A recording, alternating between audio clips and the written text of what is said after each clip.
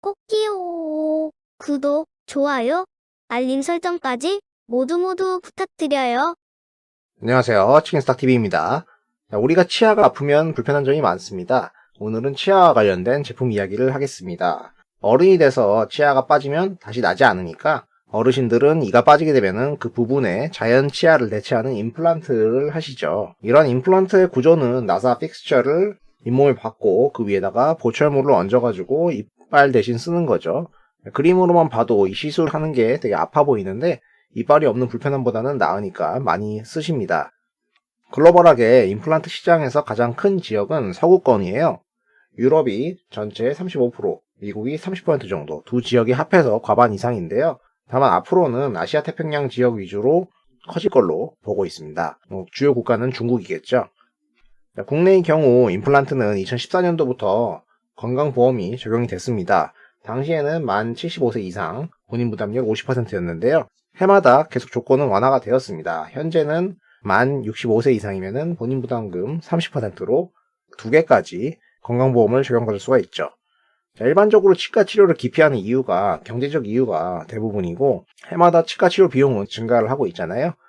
이런 상황에서 건강보험 혜택이 있는 부분은 수요에 긍정적으로 작용을 하는 요인이겠죠. 최근 치과협회에서 임플란트 건강보험 적용을 4개까지 확대하자고 제안을 했어요. 만약에 이게 통과가 되면 더 활발하게 쓰일 겁니다. 국내 임플란트 시장은 18년도 기준으로 5,600억 정도였는데 해마다 계속 성장을 했으니까 현재는 7,000억 정도 되는 걸로 판단이 됩니다. 국내 의료기기 상위 10위권 생산 품목에서 대부분 주요 품목이 임플란트 관련입니다. 여기 1위, 3위, 6위 다 임플란트 관련이죠. 자, 결과적으로 한국의 임플란트는 나름 경쟁력이 있는 제품이 되었다는 소리겠죠. 과거에는 우리도 수입해서 썼기 때문에 의료기기 수입 상위 품목이었지만 이제는 오히려 의료기기 수출 상위 품목에 꾸준히 랭크가 되고 있어요. 당연히 해외로 계속 잘 나가고 있다는 점은 국산 제품이 국내 시장을 장악하고 있다는 뜻도 되겠죠. 주요 업체들의 매출에서 수출이 차지하는 비중도 대부분 높다고 하겠습니다. 자, 전 세계 임플란트사의 시장 점유율은 메이저사인 스위스의 스트라우만이 26%, 다나허에서 분리된 인비스타 17%, 댄스플라이 시노라 11% 외 여러 업체가 있고요.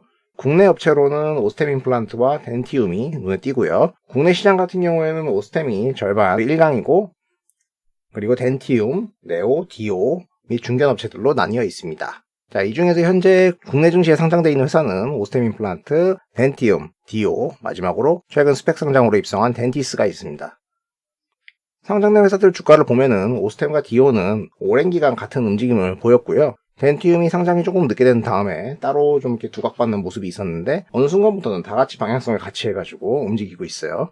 최근에는 상당히 가파르게 상승한 걸로 보이는데요. 이 상승의 배경은 실적입니다. 가장 먼저 실적을 발표했던 디오는 트레일 기준으로 영업이익이 현상 유지 수준으로 나오면서 그냥 소소한 모습이었는데 다음날 발표한 오스템 임플란트가 엄청난 어닝 서프라이즈를 발표하면서 주가가 상한가를 찍으면서 상승을 했고요. 한 달 뒤에 덴티움도 크게 영업이익 턴어라운드 하는 모습과 주가 상승을 보였습니다. 중간중간에 임플란트가 잘 된다는 뉴스플로우도 틈틈이 나와서 좋은 시그널을 줬습니다. 자, 주요 3사의 영업 현황입니다. 매출액 순으로 오스템, 덴티움, 디오 점유율 따라서 가는 걸 텐데 다들 영업이익은 잘 나오고 있어요. 여기서 특이한 점이 있는데요. 오스템이 매출액이 가장 높다는 것이죠. 1위 업체니까 당연히 매출액이 높지 않겠냐 이렇게 얘기할 수도 있지만 반면 GPM은 타사 대비 거의 10% 가까이 차이가 나는 모습을 볼 수 있습니다. 이거는 회사의 영업 방식에서 오는 차이라고 하겠습니다. 오스템 같은 경우 임플란트 제품 외에 치과에 들어가는 의자나 조명 같은 부가 장비들을 함께 팔아가지고 점유율을 유지하려는 방식을 사용합니다. 의사 입장에서는 일종의 종합 세트겠죠. 그러니까 부가적인 것들을 팔면서 매출을 올리기 때문에 마진율이 상대적으로 떨어지는 모습이 나타나는 거고요. 결과적으로 영업이익률은 타사 대비 낮게 나타나지만은 절대 규모로는 타사 대비 크겠죠. 다른 업체들은 상대적으로 임플란트 매출 순도가 높다고 보시면 되겠습니다. 이런 회사들은 판관 비율을 한 45%에서 50% 정도는 가져가야 되는 비즈니스 모델입니다. 자, 임플란트 업체들은 실적이 그래도 잘 나오는 편이고 시장에서도 업의 성장성을 보고 되게 좋아했었지만 어느 순간에는 기피하기도 했던 이유가 있습니다. 그거는 이제 사업 방식 때문인데 여기 보면 영업이익과 세전이익이 있거든요. 요 차이가 벌어지는 시점들이 있습니다. 혹은 갑자기 이렇게 판관비가 증가하는 시점이 있어요. 이게 분홍색으로 제가 표기를 해놨거든요. 이런 부분들은 어떤 대손 비용이나 충당금이 발생한 시점입니다. 이게 일종의 일시적 비용 떨이 같은 개념이라고 시장에서 처음 생각을 했었는데 몇 번씩 나오다 보니까 신뢰를 좀 잃게 된 부분이 있었습니다. 근데 이게 좀 다시 해소되는 분위기가 조성된 거는 최근 20년도라고 하겠습니다. 실적을 분기별로 본다면은 20년도 초 처음에는 다들 코로나로 어느 정도 매출 성장에 타격을 받았어요. 그리고 나서 조금씩 회복하는 모습이 나타났거든요. 어려운 영업 상황에서도 어느 정도 영업이익은 다들 방어를 했습니다. 이런 모습은 긍정적인 평가 요소가 되겠죠. 다만 본격적으로 변화가 생긴 거는 4분기 실적 발표와 함께라고 했는데 오스템 임플란트가 YOY로 32% 가까이 매출액이 증가하면서 영업이익이 24%를 달성했어요. 이건 엄청난 어닝 서프라이즈거든요. 아직 사업 보고서는 나오지 않았지만은 발표 당일에 바로 상한가 굳힐 정도의 이익 개선이었죠. 심지어 뭐 특별한 손상도 안 보였으니까요. 매출 레버리지에 대한 기대감이 큽니다. 덴티움 여기도 잘 나왔고요. 매출액 성장했고 영업이익 잘 나왔습니다. 그래서 분기 최대 매출을 달성했고 4분기에 얘는 비용적인 요인이 있었어요. 세전이익이 좀 적죠.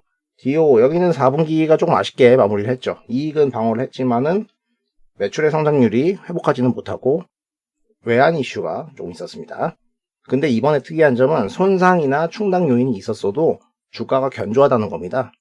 평소 같으면 되게 예민하게 굴었을 이슈인데 주가를 보면은 오히려 올랐기 때문에 반응이 나쁘지가 않았어요. 그러니까 이건 아마도 코로나 상황이니까 어쩔 수 없지 않겠냐는 일종의 넘어감일 수도 있고 회사들이 이번에는 정말로 더 추가로 쌓지 않겠다 말했던 부분을 믿어보자 이런 것도 있겠죠. 하지만 가장 중요한 거는 코로나로 인해 상반기에 꺾였던 부분이 21년도에 크게 돌아오면서 기저효과의 이익이 개선되는 부분에 포커스가 맞춰져 있는 것 같습니다. 회사들의 밸류에이션을 본다면은 적자가 나는 덴티스를 제외하면은 나머지 업체들은 POR 기준으로 11배에서 13배 정도, PER 기준으로 15배에서 20배 정도 사이에 받고 있습니다. 배수 기준으로는 오스템과 덴티움이 거의 비슷해졌어요. 디오도 그 갭이 이렇게 크지는 않습니다. 근데 굳이 따져보자면은 선택을 오스템 임플란트나 덴티움 중에서 하는 게 낫지 않나 싶습니다. 일단 디오는 회사가 최근에 매물로 나와 있어요. 조회 공시로 어느 정도 확인이 된 부분인데다가 작년 4분기까지 혼자서 매출 개선이 조금 더뎠던 부분이 마음에 걸립니다. 또한 덴티움과 디오의 영업이익 레벨을 보면은 전반적으로 봤을 때는 디오가 살짝 더 떨어지는 모습이었는데 그 시총 차이는 크지가 않았었어요. 그러면 상대적으로 메리트가 좀 떨어지는 거로 봐야겠죠. 실제 밸류도 살짝 더 높은 부분도 있고요. 오스템 임플란트 같은 경우에는 작년 4분기 때 나온 실적이 유지될 수 있는가가 관건인데 일단 21년도 컨센트 자체는 좀 떨어지는 걸로 해놓긴 했거든요. 그래도 예년 대비는 되게 높은 수준의 이익을 낸다고 기대를 하고 있는 겁니다. 이건 앞으로 계속 모니터링이 필요한 요소입니다. 만약에 오스템과 덴티움 둘 중에서 선택을 한다고 치면은 그 매출 차이나 영업이익 차이를 봤을 때는 분명히 둘 사이에 밸류에이션 차이가 없을 수는 없을 거예요. 여기서는 투자자가 뭘 더 선호하냐 정도의 문제라고 하겠습니다. 자, 오스템 같은 경우에는 본진인 국내에서의 점유율이 높다는 장점이 있죠. 아까 건강보험 적용 4개가 될지도 모르는데 그렇게 되면은 제일 수혜를 본다고 할 수 있겠죠. 반면에 덴티움 같은 경우에는 매출에서의 중국 비중이 높다는 점이 장점입니다. 중국 같은 경우에는 임플란트 보급은 계속 꾸준히 늘어나고 있어요. 중국 지역은 CAGR 19% 정도를 보이는 가장 고성장하는 임플란트 시장입니다. 여기서 오스템과 덴티움이 스트라우만보다 높게 점유율을 유지하고 있죠. 이거는 한국이 지리적으로 중국에 가깝기도 하고 제품의 가격적인 경쟁력이나 이런 게 먹혀 들어간 걸로 보입니다. 내가 국내와 중국을 모두 겨냥한다면 오스템이 나을 것이고 중국 수출에 대한 익스포저가 좀 더 큰 걸 원한다면 덴티움이 낫겠죠. 일단 주가 자체는 전부 다 비슷하게 움직이긴 해요. 오스템 같은 경우에는 실적 발표를 하고 나서 이 레벨은 다음 분기까지는 이제 유지한다고 봐야 될 거고요. 여기 높게 오른 게 부담스럽다 그러면은 이 아래에 있는 애들을 봐야 된다는 거예요. 물론 다 조금씩 나눠가지고 다 잡아도 되죠. 자, 코로나 때 바닥을 찍었던 국내 임플란트 수출은 4분기 때 이미 잘 나오면서 회사들이 호실적을 낼 거라는 걸 미리 짐작할 수 있게 해준 요인이었죠. 최근에도 나쁘지가 않습니다. 예년 대비 레벨업이 돼 있는 모습이고요. 작년 기저효과가 여기 이렇게 있잖아요. 이 부분은 적어도 상반기까지는 확실히 실적 개선을 보여줄 수 있을 거라는 걸 예상이 가능하기 때문에 21년에 대한 큰 기대감이 존재합니다. 따라서 이런 부분들을 계속 모니터링하면서 투자할 수 있겠습니다. 이상으로 간단하게 임플란트 시장과 주요 업체들을 살펴봤습니다. 영상이 도움이 되셨다면 구독과 좋아요를 부탁드립니다. 시청해주셔서 감사합니다.